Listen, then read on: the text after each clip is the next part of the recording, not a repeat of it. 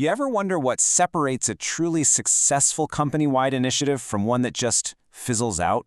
It's usually not the tech or even the team. It's something called CMMI Governance. Today, we're going to break down this powerful framework, and it's really all about one thing: making sure senior leadership is in the driver's seat, not just watching from the sidelines. And this, right here, this is basically the golden rule of governance. It's so simple, but so true. You can have the most brilliant teams and the most perfect processes, but like the slide says, if the folks at the top aren't paying attention, why would anyone else? Their focus is the fuel for the entire engine. Without it, even the best plans are just going to stall out. Right? We hear phrases like leadership buy-in thrown around all the time. But what does that actually look like in the real world, day to day? What's the real difference between a leader who just kind of nods along in a meeting and one who is truly governing success? Well, that's exactly the puzzle the CMMI framework helps us solve. To really get a handle on this, we've got to break down the fundamentals. So let's start with a really clear definition of what governance even means in the CMMI world. Think of governance as leadership in motion. Okay? It is not about managers sitting up in some ivory tower just observing. It's about them actively getting their hands dirty, shaping the direction, dedicating the resources, and constantly asking, is the work we're doing actually helping our business win? It's the bridge between a high-level strategy and what people are doing every single day. So why even bother with all this? I mean, what's the payoff? Well, it's huge. With strong governance, you stop wasting money on projects that go absolutely nowhere. Your chances of actually hitting your targets go way, way up. And maybe most important of all, the improvements you make, they translate to real bottom-line business success. It's about turning all that effort into actual measurable value. Now, building that kind of value doesn't happen overnight. It's a journey, a path through different maturity levels. So let's start at the very beginning, with the foundational levels that every single organization has to master first. Level 1 is really the spark. It's as simple as senior leadership planting a flag on the hill and saying, we're going there. It's the CEO declaring, you know what? We are going to become obsessed with customer satisfaction, and we're going to use CMMI as our map to get there. At this stage, it's all about setting a clear, unmistakable direction. And now we get to level 2. This is where things get really interesting. If level 1 was about pointing to the destination, level 2 is about actually building the engine to get there.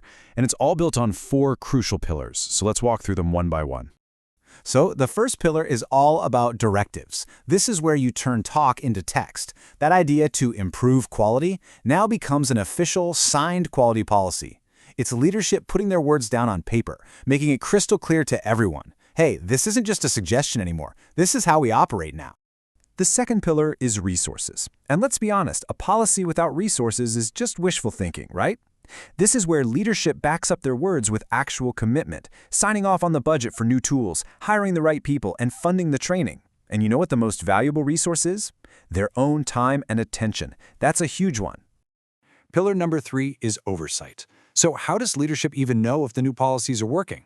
Through data, that's how. This means setting up regular, structured reviews, like a monthly steering committee meeting, where they look at the dashboards and see what's really happening.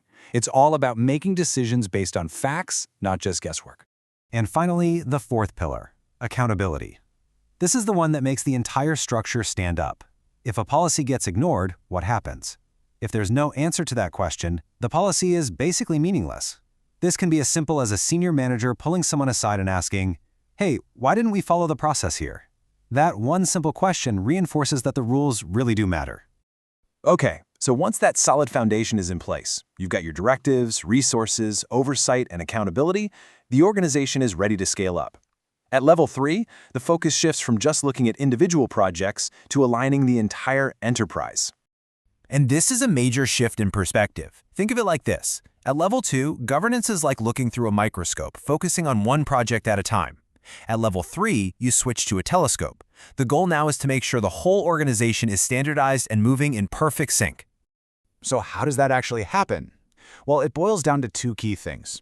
First, leadership starts driving consistency everywhere, making sure performance is measured the same way across the board, getting rid of those data silos. And second, they become like strategic matchmakers, making sure the company's skills and processes are perfectly aligned with its biggest business goals. To make this super concrete, think about it this way. At level 2, a manager might be looking at the defect rate for, say, Project Alpha. At level 3, that same manager is now looking at a dashboard showing the productivity metrics for every single department in the company, making sure everyone is pulling in the exact same direction. This whole journey of alignment leads us to the highest level of maturity. And at level 4, it's not just about what you do, it's about how you think. The very way decisions are made goes through a massive transformation. And here it is, the big game-changing shift. At this level of maturity, decisions are no longer driven by gut feelings or simple trends. Nope. Instead, they are powered by hard data, by statistical and quantitative analysis that can actually predict outcomes with a high degree of confidence. I mean, just look at the contrast. The before is like being at a crossroads, trying to make a decision based on what feels right. The after is a clear, data-paved road where statistical models are predicting outcomes, quantifying the risk, and guiding your choices with hard evidence. It's a whole different world. So, for example, the decision to invest in a new software tool is no longer based on who gives the most persuasive sales pitch. Instead, it's based on a detailed quantitative analysis that uses historical data to build a statistical model predicting the likely return on investment. It's all about replacing "I think" with "the data predicts." Wow, okay. We've gone all the way from just setting a direction to making these super complex data-driven decisions. So what's the core idea that holds all of this together? Let's bring it all home and talk about the key takeaways. If you walk away with just one concept today, let it be this one. Governance is a balance of discipline and support. Leaders have to provide the discipline to make sure the rules are followed. But just as important, they have to provide the support, the money, the tools, the time that lets their teams actually follow those rules and succeed. One without the other is just a recipe for failure. So how can you tell if this is actually happening in an organization? Well, you look for the evidence. You look for the paper trail. Is there a side policy? Is there an approved budget? Can you find the meeting minutes from their review sessions? This is the tangible proof that shows governance isn't just a buzzword, it's a reality. Which brings us to the final and most critical question to ask yourself, and about your own organization. Is your leadership just observing from the stands, or are they really on the field, actively shaping the game? Because the answer to that question reveals pretty much everything about your chances for success. I hope this explainer gave you a new way to find that answer. Thanks for joining me.